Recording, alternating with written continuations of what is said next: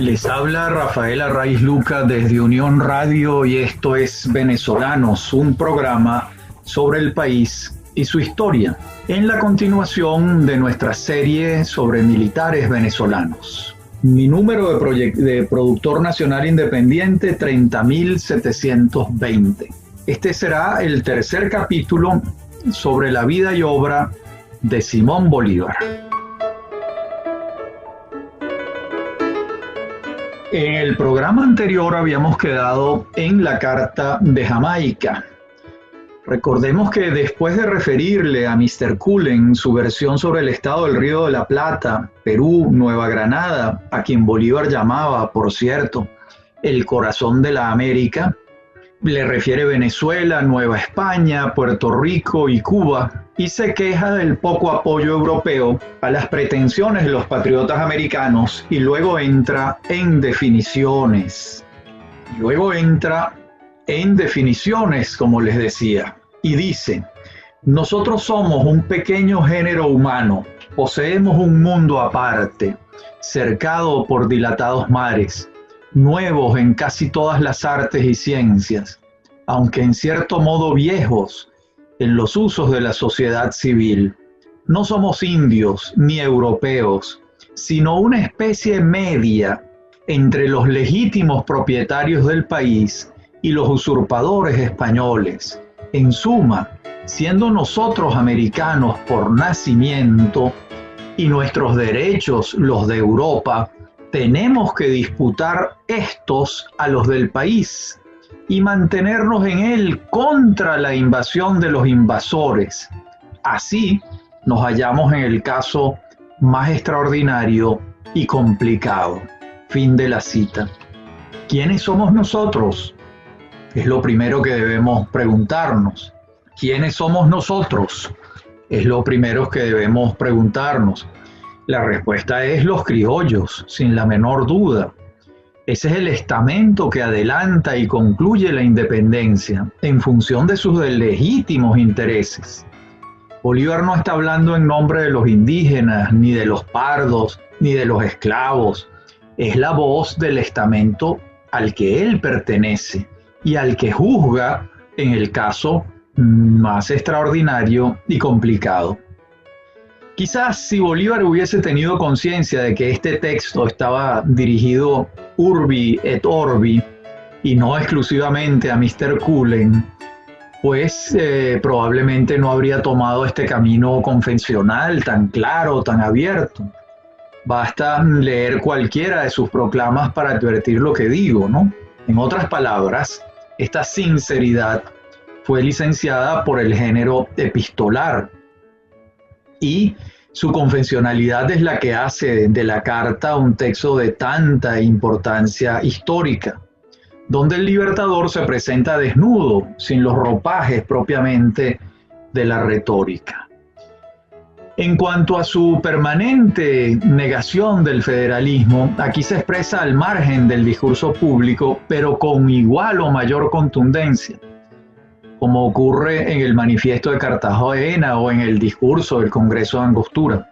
Afirma claramente en la carta, voy a citar: en tanto que nuestros compatriotas no adquieran los talentos y las virtudes políticas que distinguen a nuestros hermanos del norte, los sistemas enteramente populares, lejos de sernos favorables, temo mucho que vengan a ser nuestra ruina.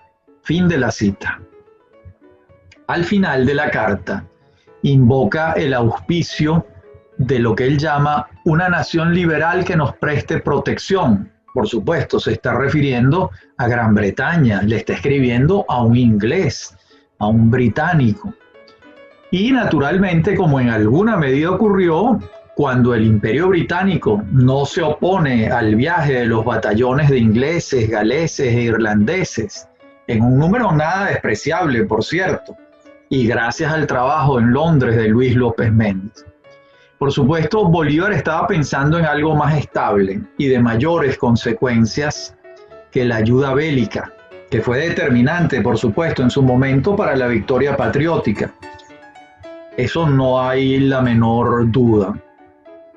Por último, no podemos pasar por alto, ¿verdad?, que en el momento de escoger el sistema político ideal, Bolívar alcanza a señalar cuáles no lo son en la carta. 2 puntos, oído al tambor, el sistema federal y la monarquía mixta de aristocracia y democracia. La nación soñada por el Libertador imitaría al gobierno inglés, pero sin rey, sino, y aquí comillas porque lo voy a citar, poder ejecutivo electivo cuando más vitalicio, fin de la cita. Es decir, un Senado hereditario y un gobierno central. Y como vemos, mutatis mutandis, eso fue lo que estableció Bolívar en la Constitución de Bolivia de 1826, pero estamos en 1815. La Carta de Jamaica es 11 años antes de la Constitución de Bolivia, y en este sentido los cambios en el pensamiento político de Bolívar van a ser mínimos, porque desde 1812 y hasta el momento de su muerte atribuye, hasta ese momento le está atribuyendo al faccionalismo la causa de las desgracias de la República, y habría que añadir las desgracias suyas. Bien, hasta aquí la Carta de Jamaica. Además, bueno, esto huelga decirlo, pero vale la pena recordarlo, que Bolívar escribía muy bien, con donosura, con precisión, pero ese es un tema de otro, esa es harina de otro costal. En todo caso, hemos dejado a Bolívar en Jamaica en septiembre de 1815, allí va a estar hasta el 18 de diciembre, cuando se traslada a Haití. El 10 de diciembre se salva de otro atentado, un atentado que se resume muy fácilmente. Bolívar se alojaba en Jamaica en una posada con el general Pedro Briceño Méndez y sus edecanes, Rafael Páez y Ramón Chipia. Y unos españoles contrataron, se sospecha que lo hizo Salvador de Moxó desde Caracas, al Negro Pío. El Negro Pío formaba parte de la servidumbre de los Bolívar desde niño y lo contrataron para que matara a Bolívar. Y eso fue lo que Pío creyó estar haciendo cuando apuñaló a José Félix Amestoy, que era un comisario del Libertador, que estaba durmiendo en la hamaca de Bolívar. ¿Por qué estaba allí y no estaba Bolívar? Porque este había salido a buscar otra posada y la había conseguido, y sin avisar, porque estaba muy cansado, pasó la noche en el nuevo albergue. Y esta confusión lo salvó, porque si él hubiera vuelto y se acuesta en la hamaca, pues habría estado él y no Amestoy, el desdichado Amestoy, que murió. Al Negro Pío en Jamaica lo apresaron y lo ahorcaron en Kingston muy pocos días después. Bien, ya Bolívar, superado el atentado, ya está en Haití y comienza a soñar con invadir a Venezuela, sobre la base de lo que le ha informado el capitán Luis Brión, quien cuenta con armamento suficiente para la operación. Además, Alexandre Pétion, el presidente de Haití, con quien Bolívar se reúne en enero, le va a ofrecer apoyo. Y ahí se va organizando la expedición, que zarpa el 31 de marzo de 1816, con la mayoría de los venezolanos y neogranadinos exiliados en Haití.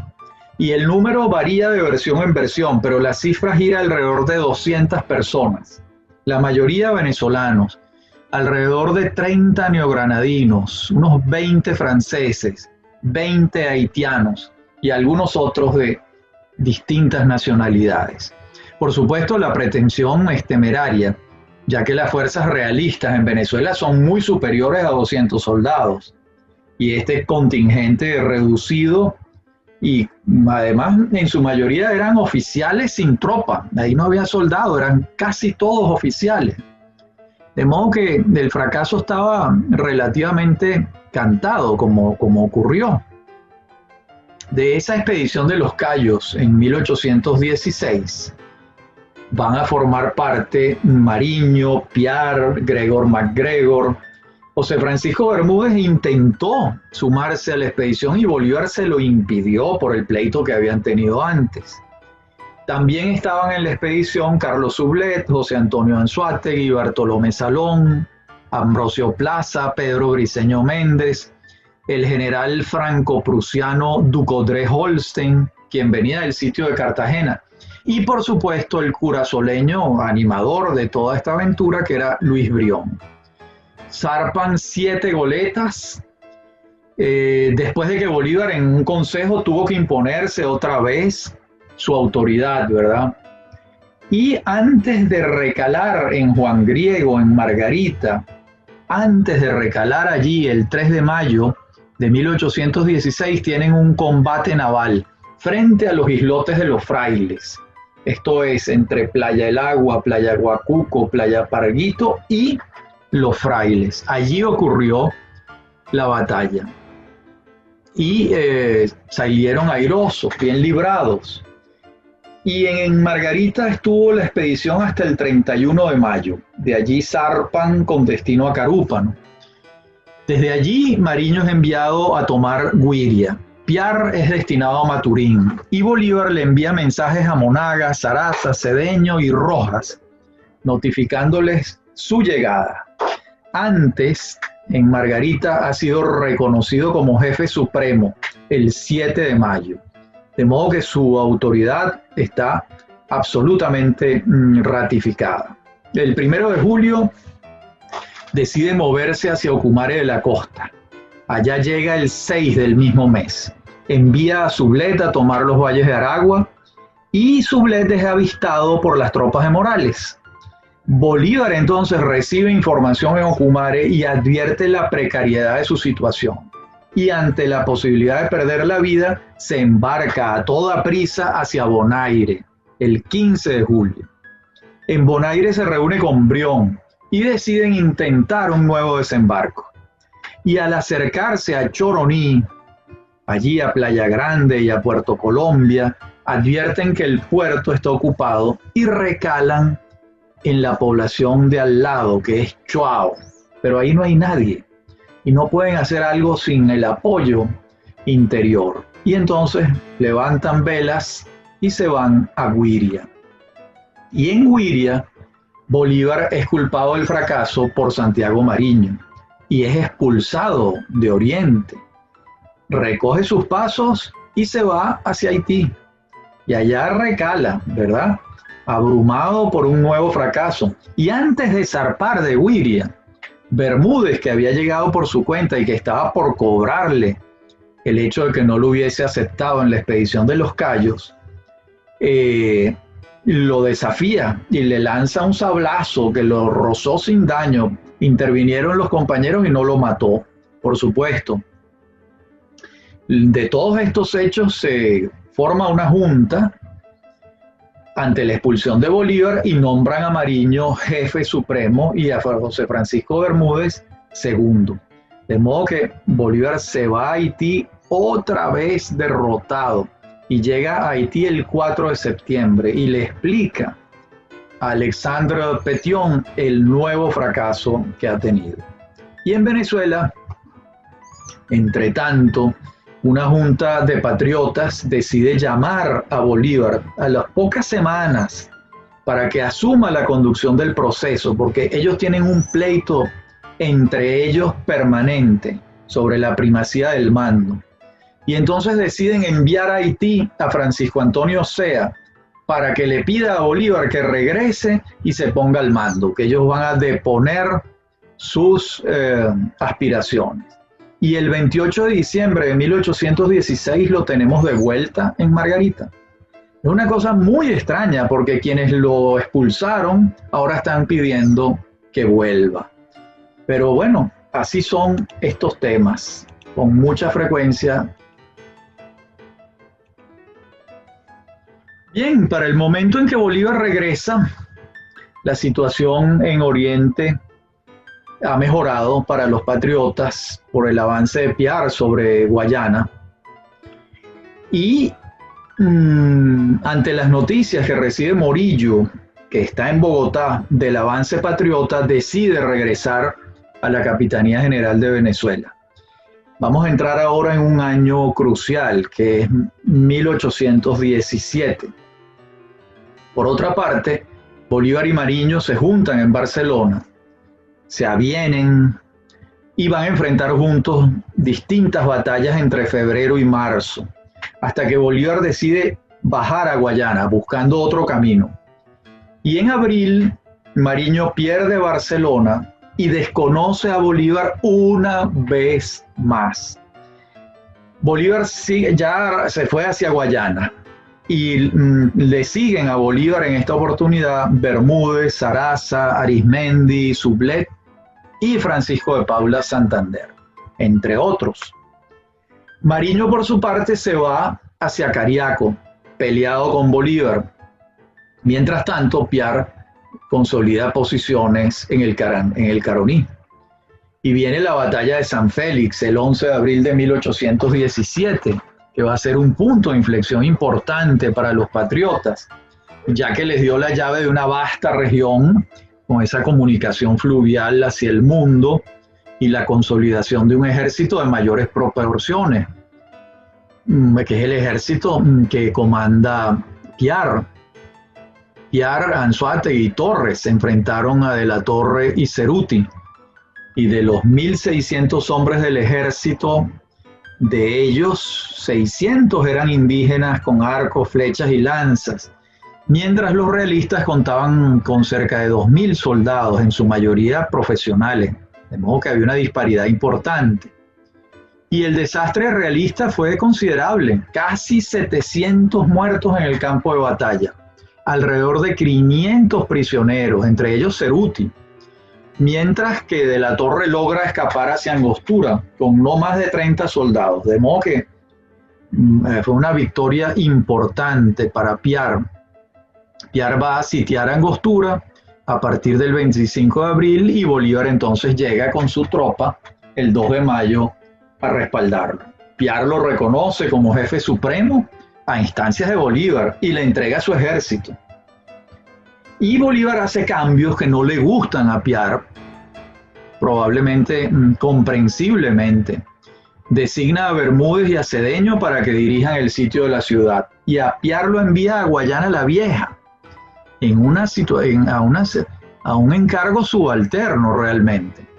Y bueno, el sitio de Angostura concluye con el abandono de La Torre el 19 de julio, cuando entra Bolívar y toma la ciudad.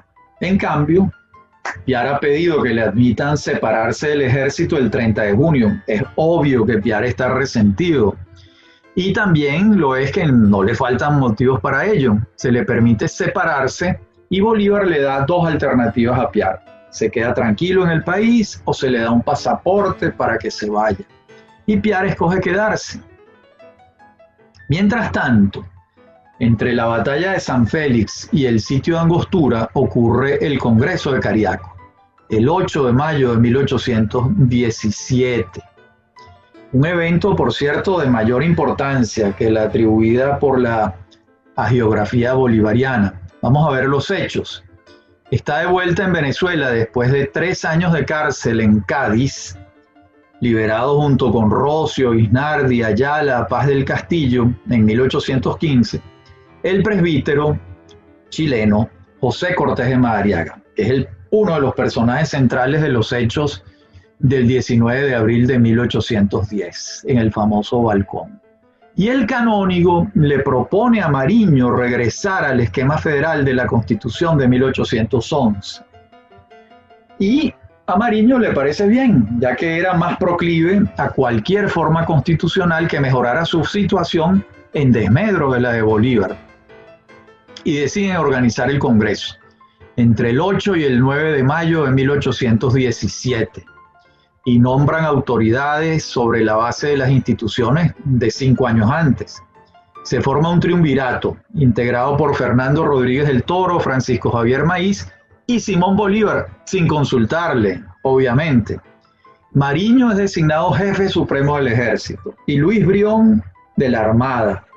Y en esa asamblea estaban presentes Francisco Antonio Sea, Diego Bautista Urbaneja, Luis Brión, Manuel Izaba, Diego Vallenilla, Francisco Javier y Diego Alcalá, Manuel Maneiro, Francisco de Paula Navas y, por supuesto, José Cortés de Madariaga. Bolívar, en cuanto se entera de la ocurrencia del Congreso y del proyecto federal, lo desecha rotundamente con su silencio. Y como era de esperarse, y en lo sucesivo ya apuntalado el caraqueño en Guayana, dominando un vasto territorio y con el apoyo de una mayoría que no siguió a Mariño en la aventura, el Congreso de Cariaco y sus decisiones comienzan a quedar en el olvido, en letra muerta. Hay una carta del 6 de agosto de 1817, desde Angostura, que Bolívar le dirige a Martín Tovar Ponte, un viejo amigo de él, y le dice que por fin se cuenta con la Guayana libre e independiente, y le relaciona lo que esto significa para el futuro de sus proyectos. Y en cuanto a Cariaco, fíjense lo que Bolívar le dice a Martín Tovar. El canónico restableció el gobierno que tú deseas y ha durado tanto como casabe en caldo caliente. Nadie lo ha atacado y él se ha disuelto por sí mismo. En Margarita lo desobedecieron, en Carúpano lo quisieron prender, a bordo lo quisieron poner en un cañón, se refiere a Madariaga, se entiende, para llevar azotes. Aquí ha llegado y aún no se le ha visto la cara porque sus individuos se dispersaron, no de miedo, sino de vergüenza de que los muchachos lo silbasen. Yo he usado la moderación de no haber escrito ni una sola palabra, ni de haber dicho nada contra el tal gobierno federal, y sin embargo, no ha podido sostenerse contra todo el influjo de la opinión. Aquí no manda el que quiere, sino el que puede. Fin de la cita, fin de la carta que vengo citando. Bueno, como era de esperarse, Bolívar desaprobaba con su silencio el proyecto federal de Cortés y Mariño, pero con ello no pasaba por alto que su mando no era unánime. Una vez más, Mariño se lo había hecho saber. Ahora el presbítero también, de modo que si en 1812 al federalismo lo ataja un contradictor tenaz, ahora él mismo seguía en su negación. Curiosamente se ha dicho que el centralismo de Bolívar era netamente caraqueño, mientras el federalismo de los otros era provinciano. Puede que haya algo de cierto en esto, pero más caraqueño y mantuano que Martín Tovar, imposible. Y Tovar se inclinaba por el federalismo. Tampoco podemos dejar de señalar que la dicotomía centralismo-federalismo, pues, en alguna medida sigue vigente, ¿no? Porque realmente no hay manera de que a un espíritu autoritario le convenza el federalismo o cualquier forma de descentralización del poder. Eso está muy claro. El espíritu autoritario quiere centralizar el poder. De modo que, claro, el argumento de Bolívar a lo largo de todos estos años es que estamos en guerra y hay que centralizar una línea de mando. Es un argumento de peso. Por otra parte, Piar no participa en el Congreso de Cariaco, que Bolívar con su silencio ha podido considerar una insurrección. Sin embargo, Mariño no fue juzgado y pasado por las armas, como veremos que sí lo fue Piar. ¿Por qué? Bueno, todo indica que para Bolívar era imposible sancionar severamente a un grupo tan significativo de patriotas reunidos en Cariaco, mientras que acusar a Piar de insurrección y condenarlo suponía una sola persona y la posibilidad definitiva de hacerle saber a los patriotas dónde residía el mando supremo y de lo que era capaz de hacer para imponer su autoridad. En la próxima parte del programa veremos entonces estos hechos relativos a Piar y a los siguientes, que no son pocos. De modo que ya regresamos.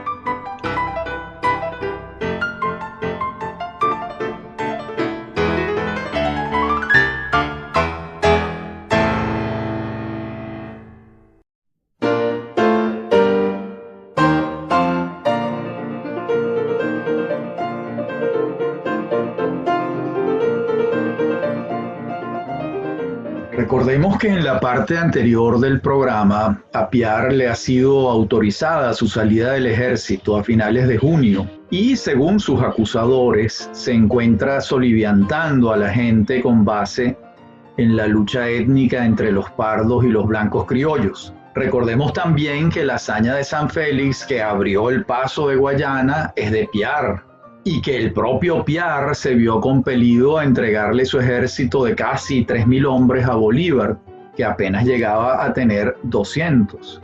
Y ya hemos dicho que si lo dominaba el rencor, había motivos para ello, no era un capricho de Piar, pero con su actitud le brindó a Bolívar una oportunidad de oro para un castigo ejemplarizante. Por eso es que cobra cuerpo la hipótesis del ejemplo sobre los otros caudillos, la necesidad que tenía Bolívar de unificar el mando en torno a él, y la cuerda reventó por el que probablemente Bolívar consideraba a su rival más temible, que era Piar. De lo contrario, no se entiende la inquina con que lo condena en la proclama del 17 de octubre de 1817, al día siguiente de su fusilamiento. Fíjense lo que dice Bolívar en esa proclama. Voy a citar: ayer ha sido un día de dolor para mi corazón. El general Piar fue ejecutado por sus crímenes de lesa patria, conspiración y deserción. Un tribunal justo y legal ha pronunciado la sentencia contra aquel desgraciado ciudadano que, embriagado con los valores de la fortuna y por saciar su ambición, pretendió sepultar la patria entre sus ruinas. El general Piar, a la verdad, había hecho servicios importantes a la República, y aunque el curso de su conducta había sido siempre la de un faccioso, sus servicios fueron pródigamente recompensados por el gobierno de Venezuela. Pero este general, que solo aspiraba al mando supremo, formó el designio más atroz que puede concebir un alma perversa. No solo la guerra civil, sino la anarquía y el sacrificio más inhumano de sus propios compañeros y hermanos se había propuesto Piar. El cielo ha permitido que un hombre que ofendía a la divinidad y al linaje humano no profanase más tiempo la tierra, que no debía sufrirlo un momento después de su nefando crimen. Hasta aquí la cita. La verdad es difícil imaginar una condena moral peor que la que le asesta Bolívar a la memoria de Piar, ya muerto. Fíjense los vocablos que utiliza, ¿no? Embriagado por los valores de la fortuna y por saciar su ambición. El curso de su conducta había sido siempre la de un faccioso. El designio más atroz que puede concebir un alma perversa. Bueno, en pocas palabras, un ambicioso, un perverso, un faccioso, los antivalores sustanciales para Bolívar. Cada lector y cada escucha juzgará por su cuenta. Lo cierto es que la preeminencia que adquiere Bolívar después de este fusilamiento es indudable. Él mismo se lo dice a Luis Perú de la Croix en 1828 en el diario de Bucaramanga, 11 años después. Voy a citar: la ejecución del general Piar bastó para destruir la sedición. Fue un golpe de estado que desconcertó y aterró a todos los rebeldes. Desopinó a Mariño y su Congreso de Cariaco. Puso a todos bajo mi obediencia. Aseguró mi autoridad. Evitó la guerra civil y la esclavitud del país. Me permitió pensar y efectuar la expedición de la Nueva Granada y crear después la República de Colombia. Nunca ha habido una muerte más útil, más política y, por otra parte, más merecida. Eso le dice Bolívar a Luis Perú de la Croix varios años, 11 años después, en 1828. Y bien, fusilado Piar en Angostura y Bolívar cavilando acerca de las posibilidades de invadir Nueva Granada, se pone en marcha hacia los llanos. Llega al hato Cañafístola el 30 de enero de 1818 y de ello se entera Páez, quien se moviliza desde San Juan de Payara a su encuentro. Nunca antes se habían visto. El general Páez, en su autobiografía, escrita y publicada en Nueva York en 1869, da cuenta del encuentro y de la impresión que le causó Bolívar el 30 de enero de 1818. Dice Páez, cito: Apenas me vio a lo lejos, montó inmediatamente a caballo para salir a recibirme, y al encontrarnos echamos pie a tierra, y con muestras del mayor contento nos dimos un estrecho abrazo. Sus dos principales distintivos consistían en la excesiva movilidad del cuerpo y el brillo de los ojos, que eran negros, vivos, penetrantes e inquietos. Tenía el pelo negro y algo crespo, los pies y las manos tan pequeños como los de una mujer, la voz aguda y penetrante. Formaba contraste, repito, la apariencia exterior de Bolívar, débil de complexión y acostumbrado desde sus primeros años a los regalos del hogar doméstico, con la de aquellos habitantes de los llanos, robustos atletas que no habían conocido jamás otro linaje de vida que la lucha continua con los elementos y las fieras. Puede decirse que allí se vieron entonces reunidos los dos indispensables elementos para hacer la guerra: la fuerza intelectual que dirige y organiza los planes y la material que los lleva a cumplido efecto. Hasta aquí el general Páez en su autobiografía. Y recordemos que estamos en 1818 y Bolívar aún no ha dado sus batallas principales, ni ha fatigado la geografía andina, ni ha liberado a Nueva Granada, Quito, Perú y el Alto Perú. De modo que la impresión de Páez se ajusta a ese momento, cuando el Bolívar guerrero no estaba cerca de culminar su epopeya, le faltaban unos años. Y curiosamente, al final de sus vidas, ni de Bolívar se puede decir que fue un intelectual, ni de Páez que fue solo un guerrero.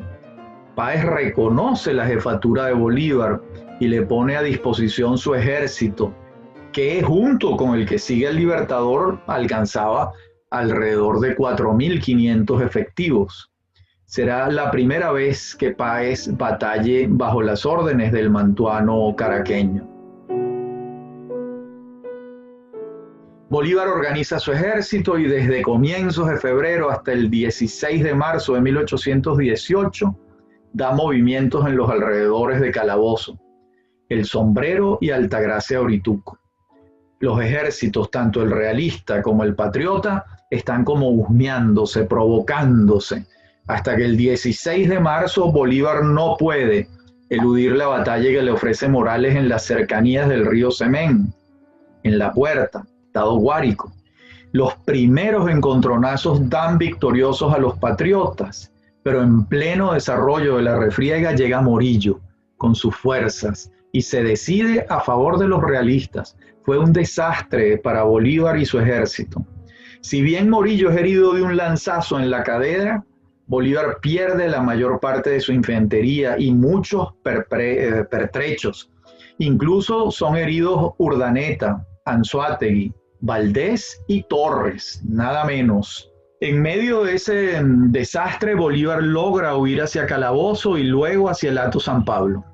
Y como sabemos, las derrotas no lo arredran. Él sigue en movimiento. Se desplaza hacia San José de Tiznados y descansa en un hato cercano, el Hato del Rincón de los Toros. Allí va a sufrir un segundo atentado, el 17 de abril de 1818. Los hechos han sido relatados por el propio Bolívar en el Diario de Bucaramanga y por el general Páez en su autobiografía, y ambas versiones coinciden perfectamente. De tal modo que los realistas estaban buscando el lugar de descanso de Bolívar en su hamaca, colgada de un árbol, y hallaron ese lugar gracias a la confidencia forzada de alguien que conocía el paradero de ellos. Y en ese momento estaban conversando Bolívar y Santander. Bolívar se estaba calzando las botas, sentado en la hamaca, y en ese momento comienza una descarga que casi da con la vida de Santander y Bolívar y la de Briceño Méndez y de Ibarra, Diego Ibarra, su gran edecán, que también estaban por allí. Ninguno fue alcanzado por los disparos, felizmente, y favorecidos por la oscuridad de la noche, lograron escapar a pie. Se metieron en la espesura del bosque y al amanecer hallaron caballos con que salir del trance, ¿no? Recordemos que los realistas estaban dominando los llanos centrales y Bolívar, que no lograba vencerlos, buscaba refugio en Angostura, a donde llega el 5 de junio de 1818. Por otra parte, Mariño y Bermúdez ganan y pierden batallas en Oriente, cada uno por su lado, ya que estaban distanciados de nuevo. Bolívar aboga por una reconciliación entre ambos y la logra, gracias a las habilidades diplomáticas de Rafael Urdaneta, que tenía grandes facultades diplomáticas. Y desde Angostura, Bolívar se propone reconstruir el ejército para los planes que tiene en mente. Por otra parte, las gestiones que ha encargado a Luis López Méndez en Londres han rendido sus frutos y los británicos comienzan a llegar a la isla de Margarita. Bolívar ha comprendido que la dominación del centro del país y la captura de Caracas, su sueño estratégico, por ahora son imposibles, y se retira a Angostura y allá llega el 5 de junio de 1818, dejando en manos de los realistas el centro del país. Y entonces es cuando empieza a operar en tres sentidos. A ver, aglutinar el ejército en torno a su mando supremo, esa era la primera tarea, la unidad de mando alrededor de él. Tejer una red institucional civil que legitime lo que hace en el campo de la guerra y se avance en la constitución de una república. Y además, el tercer aspecto, buscar una salida distinta a la conquista de Caracas. Y esa salida distinta es la invasión de Nueva Granada. El primero de los objetivos lo logra aviniendo a Mariño y Bermúdez y alcanzando que Mariño reconozca la superioridad de Bolívar, cosa que logra. Así se crea un Estado Mayor del Ejército que incluye a todos los factores en pugna, pero que ahora están unificados. Lo segundo, el 22 de octubre hace pública una proclama donde convoca un congreso en Venezuela. Y lo tercero, el 26 de agosto, parte Santander desde Angostura hacia Casanare a formar el ejército de vanguardia de la futura campaña de conquista de la Nueva Granada. Bolívar le da un título muy largo a Santander: comandante en jefe del ejército de vanguardia del Libertador de Nueva Granada, que debía formarse en la provincia de Casanare. De allá va a partir entonces Santander de Angostura en 4 barcos pequeños que mueven cerca de 1000 fusiles y alrededor de 30 quintales de pólvora. Bolívar estima que la persona indicada para formar el ejército en Casanare es Santander, que es neogranadino y que debe entenderse con sus paisanos que dominan Casanare, incluso como una pequeña república que allí se había formado alrededor de Serrano. Y así como Bolívar dominó los demonios desatados de sus generales, finalmente Santander logra lo mismo en Casanare y se impone sobre las 3 facciones discordantes. La preparación del ejército de Santander toma meses, mientras en Angostura Bolívar organiza el famoso Congreso. Y aquí vamos hacia 3 años decisivos, que son 1819, 1820, 1821. Y el 15 de febrero de 1819 se constituye en la ciudad de Angostura, a orillas del Orinoco o en su punto más estrecho, el Congreso de la República de Venezuela. Allí Bolívar pronuncia el discurso inaugural y presenta su proyecto de Constitución Nacional. Entonces, dice lo siguiente: la continuación de la autoridad en un mismo individuo frecuentemente ha sido el término de los gobiernos democráticos. Las repetidas elecciones son esenciales en los sistemas populares, porque nada es tan peligroso como dejar permanecer largo tiempo en un mismo ciudadano el poder. El pueblo se acostumbra a obedecerle y él se acostumbra a mandarlo, de donde se origina la usurpación y la tiranía. Un justo celo es la garantía de la libertad republicana, y nuestros ciudadanos deben temer con sobrada justicia que el mismo magistrado que los ha mandado mucho tiempo, los mande perpetuamente. Fin de la cita. Y en 1819, Morillo comienza el año buscando a Bolívar y reúne su ejército en el centro del país con la intención de retarlo en los llanos. Páez abandona San Juan de Payara y cruza el Arauca. Morillo también lo cruza y va a su encuentro. Morillo está en Achaguas el 8 de marzo. Bolívar, Anzoátegui y Páez se juntan en Cunaviche el 11 de marzo. Y el 28, Bolívar y Morillo están con sus ejércitos a cada margen del Arauca. Páez convence a Bolívar de que lo autorice para cruzar el río con 150 lanceros. Bolívar acepta y Páez pasa el río y avanza a galope hacia el campamento de Morillo. Morillo tiene 1.200 hombres para cortarle el paso y cuando Páez los ve venir, implementa su plan y retrocede. Se deja perseguir hasta que se voltea al grito de "vuelvan caras" y se lanza sobre el enemigo. Los realistas, desconcertados completamente, son lanceados con furia por los llaneros y para colmo, en la retirada aparatosa, van atropellándose a sí mismos y causándose estragos hasta que se refugian en los bosques de las inmediaciones. Esta es la batalla de las queseras del medio. Ahí los héroes de esa acción son Cornelio Muñoz, Francisco Aramendi y los tenientes coroneles Francisco Farfán, José Manuel Arraiz, Juan José Rondón, el famosísimo, Leonardo Infante, muy famoso también, entre otros tenientes coroneles y coroneles. Y esta hazaña fue vista por todo el ejército patriota, llevando el prestigio de Páez, hasta más allá de la cúspide, si es que eso es posible. Y Bolívar redacta una proclama consagrando a los 150 lanceros como los héroes en la batalla de las queseras del medio, el 2 de abril de 1819. Por su parte, Morillo se retira hacia Achaguas, Bolívar se va hacia Caujaral, y desde allí le ordena a Urdaneta navegar hasta el Arauca por el Orinoco con las legiones extranjeras. Los días previos al comienzo de la marcha hacia Nueva Granada, Bolívar va a reorganizar su ejército en función de lo que se propone. Sublette va a continuar como jefe del Estado Mayor. A Páez se le ordena distraer a Morillo avanzando hacia Cúcuta. Anzoátegui es el jefe de la retaguardia del ejército. Bermúdez, Monagas, Cedeño y Zaraza van a quedar en Oriente. Torres va a quedar en el Bajo Apure. Mariño va a permanecer en Angostura. Y Briceño Méndez va a seguir al Libertador como secretario.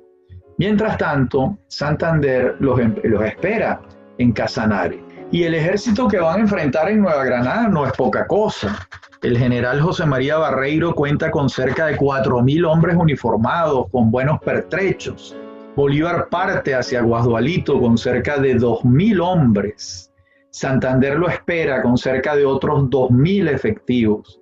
El 11 de junio entra Bolívar a Tame, donde está Santander. A Bolívar lo sigue un ejército comandado por generales, coroneles y tenientes coroneles. El jefe del Estado Mayor, como dijimos, es Carlos Sublette.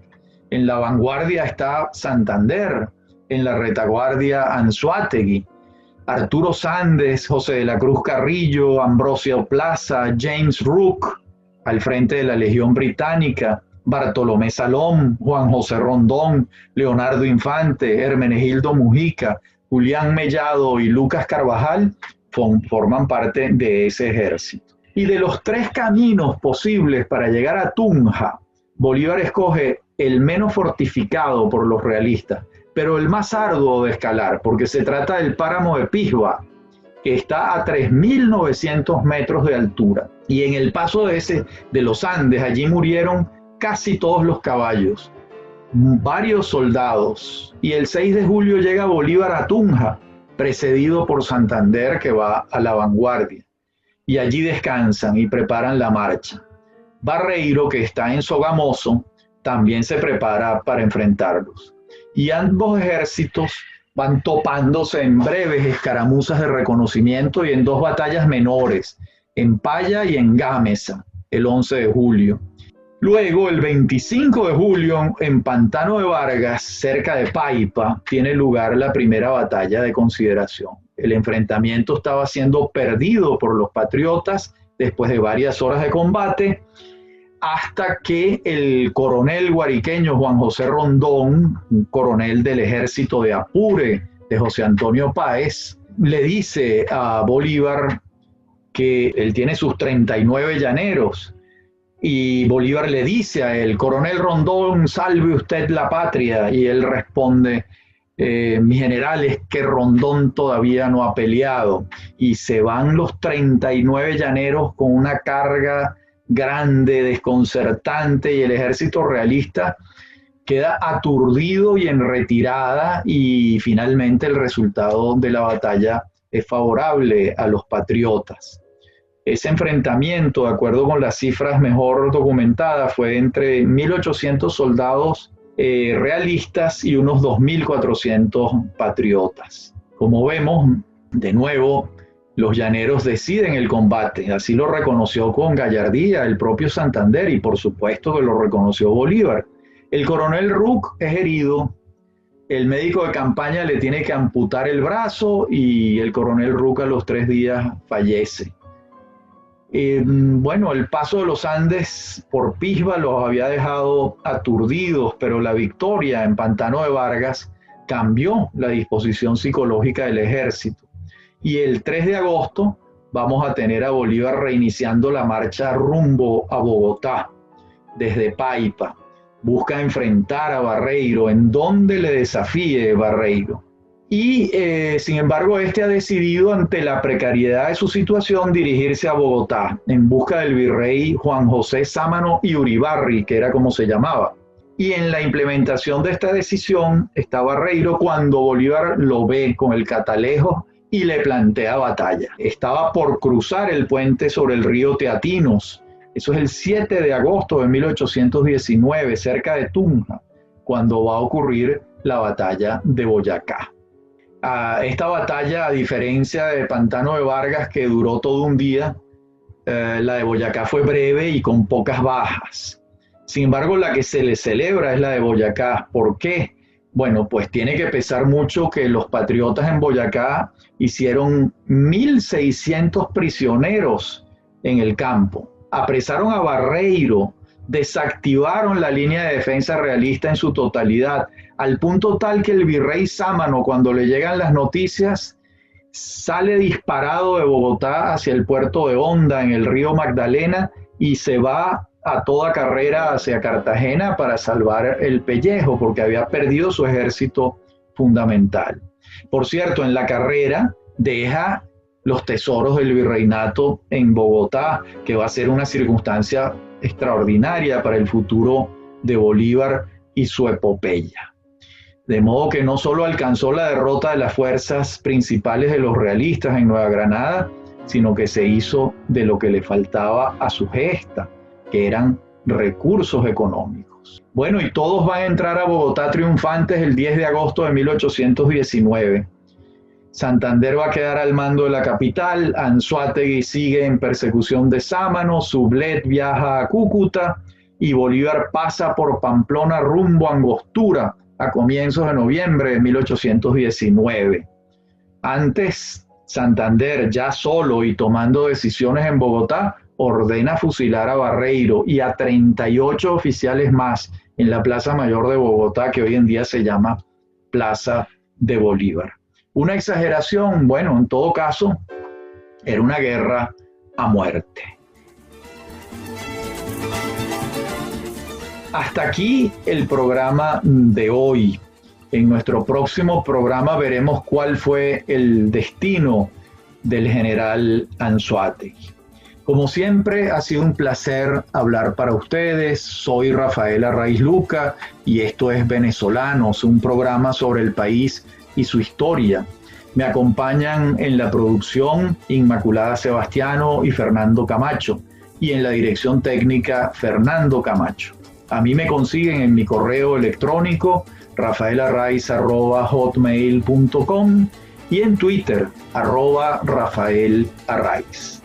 Como siempre, ha sido un placer hablar para ustedes. Hasta nuestro próximo encuentro.